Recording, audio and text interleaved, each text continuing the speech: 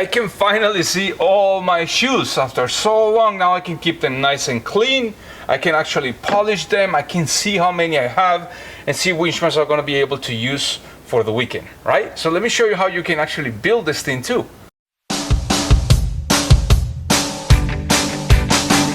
Hello friends, I hope that you're doing well today.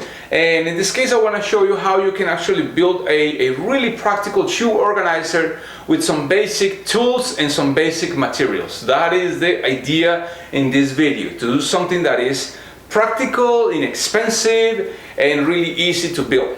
So we're going to have a few things over here in consideration. The first one is that we want to make sure that our shoe organizer can be separated, mounted in ways that is practical for you. In this case, we're going to be able to choose from different heights, and not only that, but we are going to be able to use only practical one measurement to be able to do all these things. Now, let's say you don't use normally a lot of tools, or you don't have a lot of tools at home like saws and things like that. But that's not a big problem, because if you go to a home improvement store like Lowe's or Home Depot, Ace, or these places that can actually cut wood for you, it will be really simple, because we're going to use a main measurement over here, one single measurement that is going to be our key measurement, and that one will be 15 7/8. And the reason is that we're going to use a piece of plywood that is 4 feet by 8 feet. And if we cut these pieces at 15 7/8 long, we're going to have 3 pieces that are going to be able to be cut later on. So we're going to have one piece that is going to be all the way straight, and the other pieces are going to be cut 15 7/8 by 15 7/8. That's how practical it is. Now the other thing that we're going to use also in this case are 2 by 3 by 8. That means 2 by 3 by 96, right? And in reality it will be like 2 1/4 by 1 1/2. I mean 2 1/2 by 1 1/2 by 96. And that one we're also going to cut it at 15 7/8. Now that's the main number over here, 15 7/8. Now you can actually ask them to cut these pieces for you, right?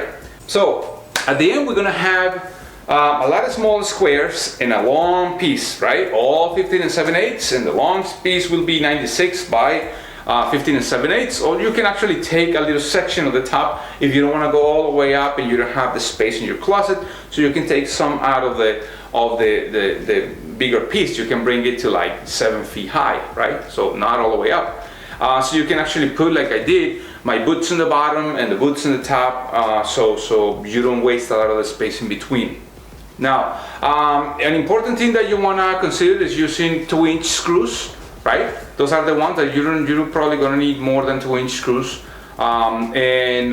because they will kind of stick out, so you don't want to do that stuff. They will actually puncture the piece of wood on the other side. And I use a little guide, a little piece of the same thickness, to be able to separate the 2 by 4, the 2 by 3 by 15 7/8, so you can actually snug your shelving whenever you finish it, right? You don't want them to be too loose or too hard for you to kind of press them in.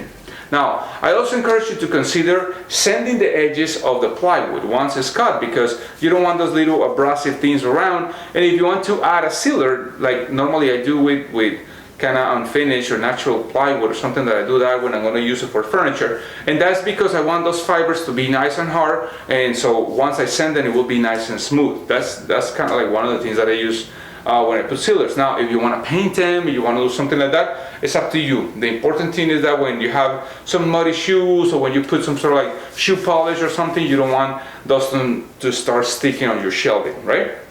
So those are the basic principles and the important principle that you need here. Now, if you're going to cut with a table saw, if you have the skills to cut by yourself, it's fine, right? If you have something that will support the board, it's fine.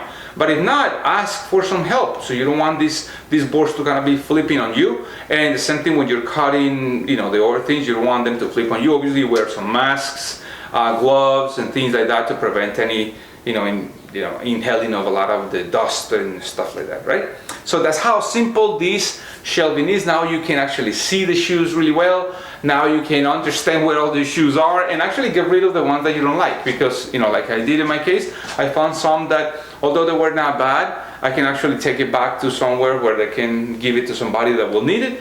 and that way you feel good about it and you don't have that much clutter in your closet, and that's it. So this is the project for this video. I hope that you can actually take these ideas and create your own invention over there in your closet, that you can put your 50 pairs of shoes or something really well organized with something so simple, inexpensive, and that will just not only for you but for your family will bring a lot of joy, right? So thank you, and don't forget a few things. The first one is that you want to subscribe to the channel to see more videos. The other one, just hit the little notification bell that is over there in that corner, and just follow me on the other social media sites like Instagram. Look for Hugo Correa, or Twitter, Hugo F. Correa, right?